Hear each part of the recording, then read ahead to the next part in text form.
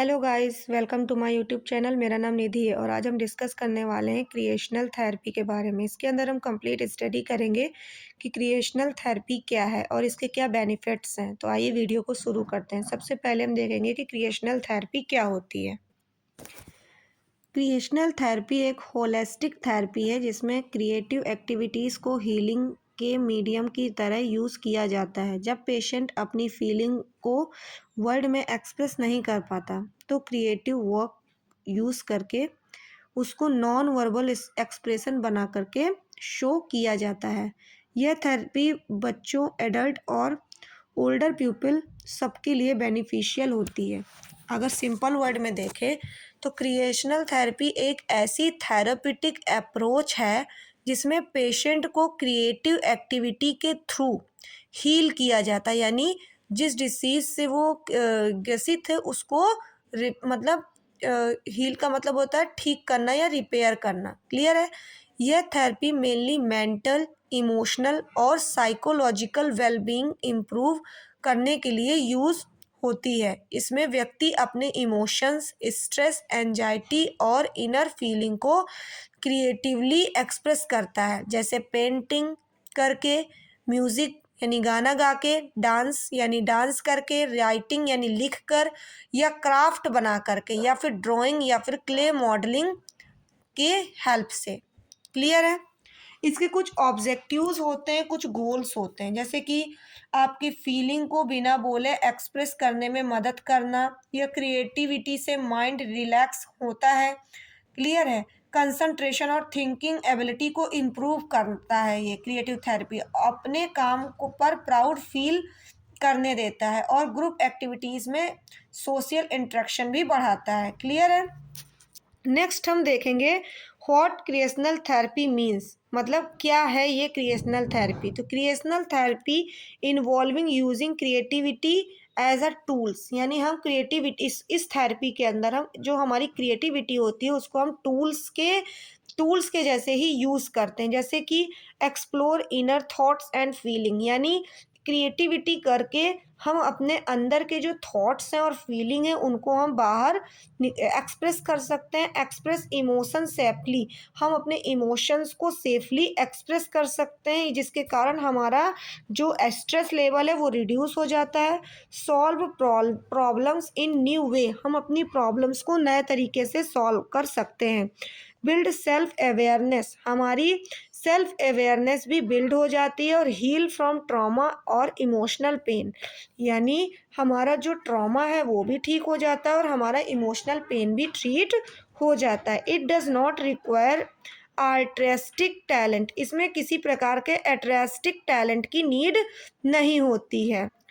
Artistic talent का मतलब है किसी व्यक्ति की नेचुरली या प्रैक्टिस के थ्रू डेवलप की गई क्रिएटिव एबिलिटी, जिसमें वो किसी फॉर्म ऑफ आर्ट को स्किलफुली क्रिएट कर सकता है। यह आर्ट विजुअल, परफॉर्मिंग, लिटरेरी या अप्लाइड फॉर्म में भी हो सकती है।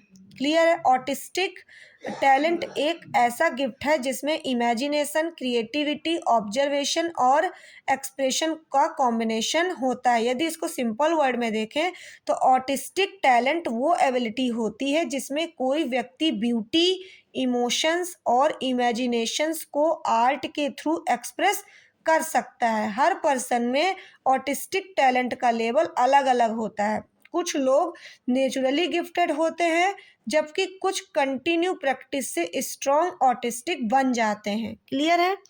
इसमें अगर हम क्रिएशनल थेरेपी की बात करें तो इसमें हमें किसी भी प्रकार के ऑटिस्टिक टैलेंट की ज़रूरत नहीं पड़ती है। इसमें हम ओनली फोकस करते हैं प्रोसेस पे और फाइनल प्रोडक्ट पे फोकस नहीं करते हैं। क्लियर है। हाउ इट्स वर्क, इसके अंदर हम देखेंगे कि ये थेरेपी किस तरीके से वर्क करती है। क्लियर है। तो सबसे पहले आ जाता है हमारा externalise emotions. Putting feelings into art, इसमें जो हम हमारी फीलिंग्स हैं उनको हम पुट करते हैं आर्ट के थ्रू, राइटिंग्स के through, and movement make the easier to understand and discuss. ऐसे मूवमेंट्स हम परफॉर्म करते हैं, पुट करते हैं, जिससे कि हमारी जो अंडरस्टैंडिंग पावर है और डिस्कस पावर है वो ईजी हो सके। Next, access assess the subconscious mind. Clear है, इसके अंदर हम often person express emotion through art, इसमें जो पर्सन होता है, पीपल होता है, वो अपने इमोशंस को आर्ट के थ्रू आर्ट के थ्रू शो करता है, जो कि वो बोल करके शो नहीं कर सकता है। नेक्स्ट है हमारा reduce psychological defences. Psychological defences यानी क्रिएटिविटी सॉफ्टन रेजिस्टेंस होती है, जिसमें people often open up more easily than as they as painting, sculpting या राइटिंग और क्रिएटिंग समथिंग। यानी कि ये एक तरीके की सॉफ्टन रेजिस्टेंस होती है, जिसमें पीपल ओपनली इजी फॉर्म में पेंटिंग करके या स्केलेटिंग करके, लिख कर या क्रिएटिव कुछ बना करके अपने साइकोलॉजिकल डिफेंसेस को कम कर सकता है।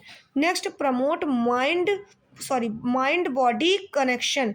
हमारे ये माइंड बॉडी कनेक्शंस को भी प्रमोट करता है। इसमें एक्टिविटीज़ परफॉर्म करते हैं हम, जैसे डांस, म्यूज़िक, इंट्रीगेट म्यूज़िक सुनना, कुछ लोग डांस करके या कुछ लोग म्यूज़िक को गा करके अपने इमोशंस को इंट्रीगेट यानी फिजिकल मूवमेंट के थ्रू, और जो उसके ब्रेन में स्टोर्ड टेंशन है उसको वो म्यूज़िक के थ्रू और डांस के थ्रू अपने बॉडी से या अपने माइंड से बाहर निकाल सकता है, जिससे कि उसके बॉडी माइंड कनेक्शन भी बेहतर होते हैं।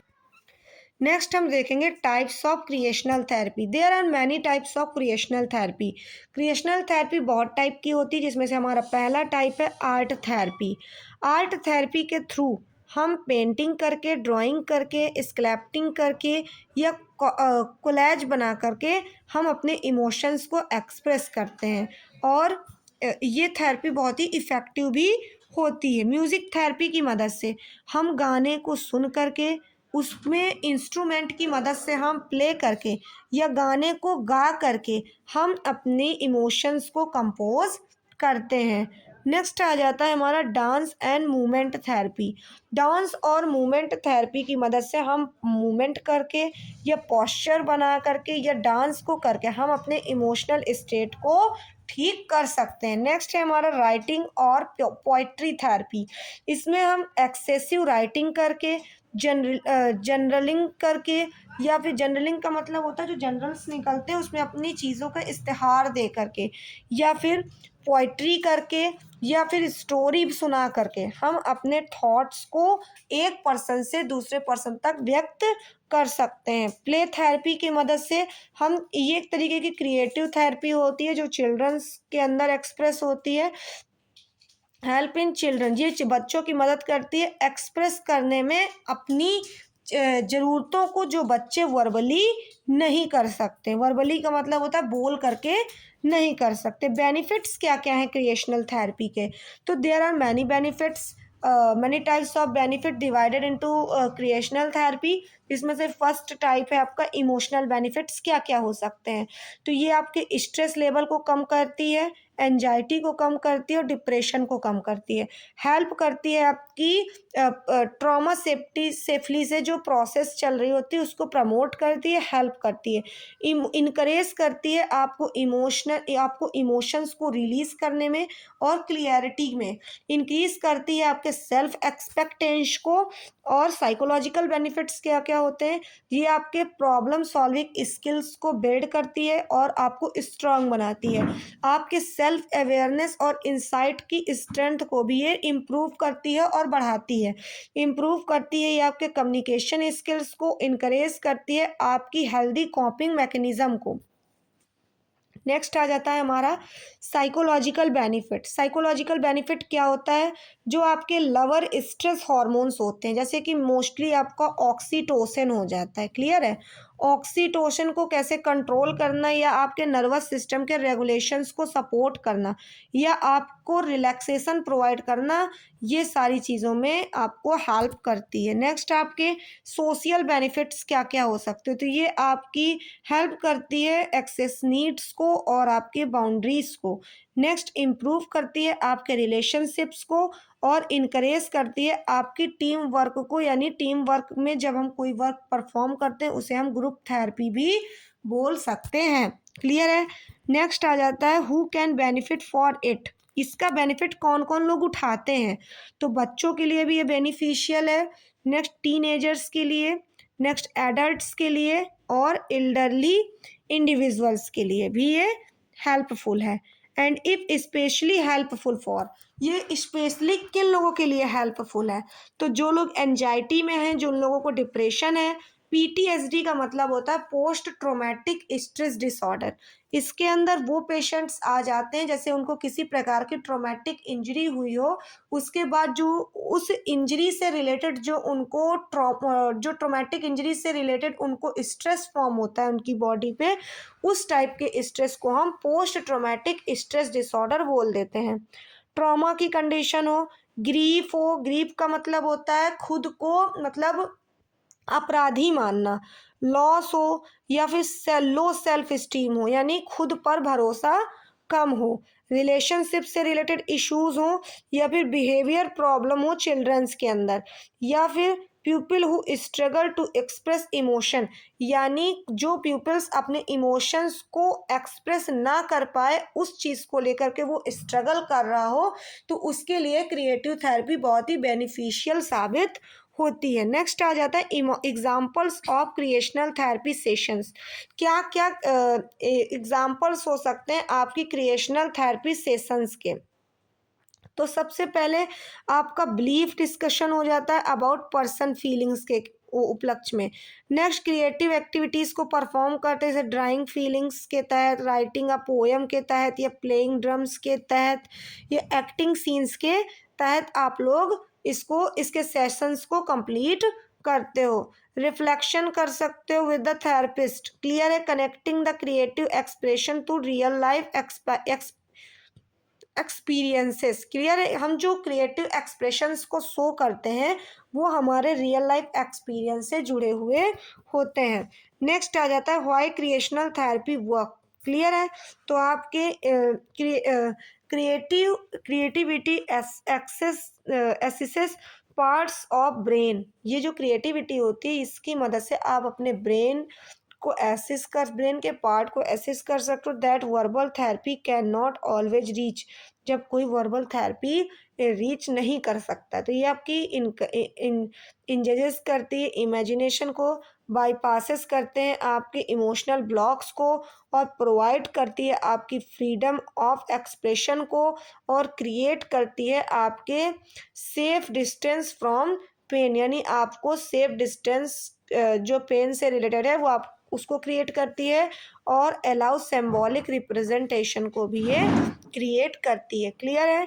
They make healing with holistic and deeply integrate. Clear है। तो आज की वीडियो में इतना ही। यदि आपको क्रिएशनल थेरेपी से रिलेटेड सारे डाउट्स क्लियर हुए हों तो चैनल को लाइक करें, सब्सक्राइब करें एंड बेल आइकन को प्रेस करें। Thank you.